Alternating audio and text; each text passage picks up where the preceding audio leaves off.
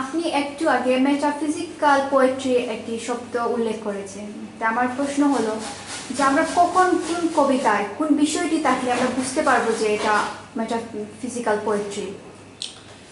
এটা শব্দ যদি একটু ব্যাখ্যা করি যে মেটাফিজিক্যাল, জি, মেটা অর্থ হচ্ছে বিয়ন্ড, ফিজিক্যাল মানে হচ্ছে তো মানে দৈহিক যেটা, অর্থাৎ বিয়ন্ড ফিজিক বা ফিজিক্যাল অর্থাৎ দেহের ঊর্ধ্বে যা, সেটাই।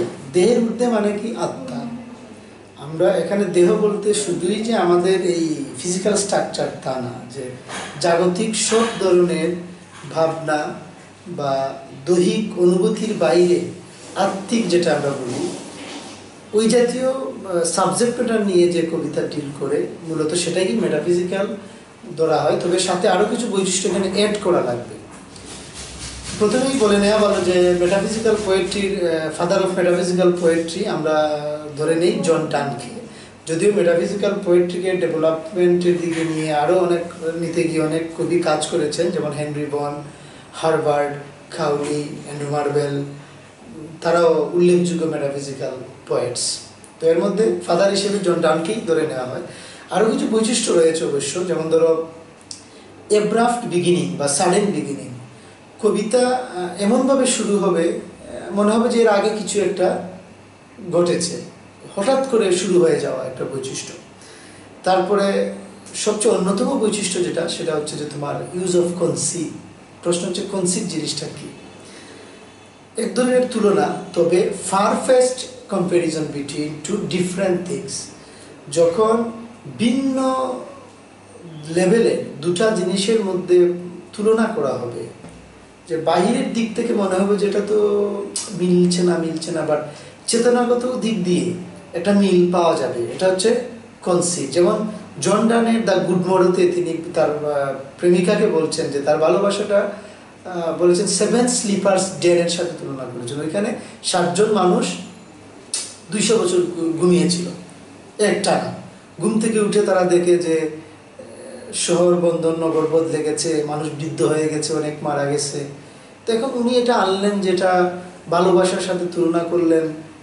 মানেটা কি? মানেটা হচ্ছে যে উনার ভালোবাসা এমন যে ওইখানে মানুষ 200 বছর ঘুমিয়েছে, পৃথিবীর কোনো জিনিসই বলতে পারে না তাদেরকে। এই ঘুমের মধ্যে পৃথিবীর কোনো জাগতিক ভাবনা তাদেরকে স্পর্শ করতে পারেনি। ঠিক একইভাবে তোমার প্রতি আমার ভালোবাসা এমন যে জাগতিক কোনো রূপ লালসা ভাবনা এখানে সংযুক্তি নেই, পুরোটাই আমার আধ্যাত্মিক একটা ব্যাপার। এই যে চেতনাগত দিক দিয়ে এক, কিন্তু উদাহরণগত দিক দিয়ে ভিন্ন। বা আমি অনেক সময় ফান করে, আমি ক্লাসেও বলেছি কনসিটের উদাহরণ দিতে গিয়ে সহজ করে একটু ফান করে বলেছি। হুট করে আমি বললাম তোমার বই যেন একখানা মই। মই মানে যে স্ট্রেট যেটা, বই আমার মই হয় কিভাবে? এটা কিরকম হয়ে গেল না? বই তৈরি হয় কয়েকটা চ্যাপ্টার দিয়ে, কয়েকটা ধাপ, যেটা তো মইও তো কয়েকটা ধাপ। তো চ্যাপ্টার এবং ধাপ চেতনাগত মিল কিন্তু আছে, হয়তো তারা ফারফেস্ট থিংস, ভিন্ন দুটা জিনিস, কিন্তু চেতনাগত মিল আছে। এই কনসিটের ব্যবহার থাকা চাই, এটা জনসনও বলেছেন, no conceit no metaphysical poetry. Doctor Johnson তো হচ্ছে না, বলো তো কে? সেটা হচ্ছে যে উনি ওই আমাদের ডিকশনারি, যে প্রথম ডিকশনারি লেখক ডক্টর জনসন, পৃথিবীর প্রথম ডিকশনারি উনি লিখেছেন। তারপরে প্রথমেই বলেছি যে ডিলস উইথ স্পিরিচুয়াল, লাভ হতে পারে, রিলিজিয়ন হতে পারে, অর্থাৎ কনসেপচুয়াল ট্রুথ যেটা আর কি, অ্যাবস্ট্রাক্ট আইডিয়া যেগুলা, ওইগুলা নিয়ে। আর বেসিক্যালি ম্যাক্সিমাম মেটাফিজিক্যাল পোয়েট লাভ নিয়ে ডিল করেছে, রিলিজিয়ন নিয়েও ডিল করেছে। তারপর তোমার blending of passion and argument. Metaphysical কবিরা যখন তাদের ভালোবাসাকে উপস্থাপন করেছে, তখন কিন্তু এর পেছনে আবেগের সাথে সাথে তারা কিন্তু যুক্তি এনেছে।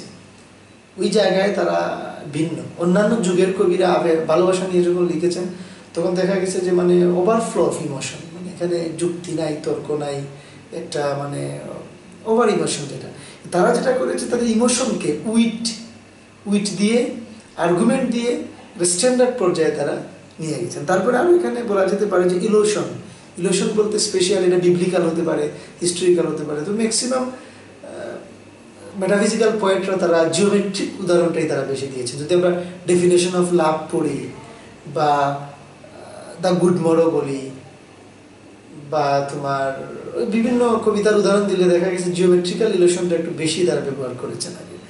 তারপরে তোমার কলোকুয়াল স্পিচ মানে আঞ্চলিক ভাষা ব্যবহার করা হয়েছে এখানে, বা টার্সনেস অফ এক্সপ্রেশন যেটা আমরা বলি এফোরিস্টিক প্রেজেন্টেশন, যে অল্প কথায় ওয়াইড ক্যাম্পাস নিয়ে আসা, যে কথা বলা হবে অল্প কিন্তু এখানে ফিলোসফি থাকবে ওয়াইড রেঞ্জ অফ ফিলোসফি।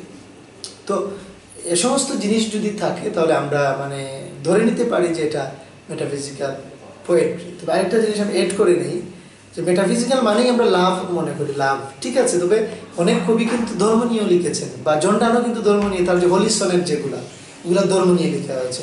হার্টবার্ট লিখেছেন, কাউলি লিখেছেন, বন লিখেছেন ধর্ম নিয়ে। হয়তো treatment of religion very man to man, হয়তো তাদের মানে ধর্মীয় চেতনাকে ব্যবহার করতে গিয়ে উপস্থাপন করতে গিয়ে ভিন্নতা আছে, কিন্তু ধর্ম নিয়েও কিন্তু তারা কাজ করেছে। এজন্য আমি সরাসরি বলবো যে মেটাফিজিক্যাল পোয়েট্রি মানেই শুধু লাভ বলবো না, এক লাইনে যদি বলি যে কনসেপচুয়াল ট্রুথ বা অ্যাবস্ট্রাক্ট আইডিয়া যেখানে স্পিরিচুয়ালিটি থাকবে, এটা ধর্মীয় স্পিরিচুয়ালিটি হতে পারে বা ভালোবাসা সংক্রান্ত স্পিরিচুয়ালিটি হতে পারে বা ডেথও হতে পারে আধ্যাত্মিকতার মধ্যে। এগুলা থাকলেই আমরা ধরে নেব যে এটা মেটাফিজিক্যাল পোয়েট্রি। ঠিক আছে।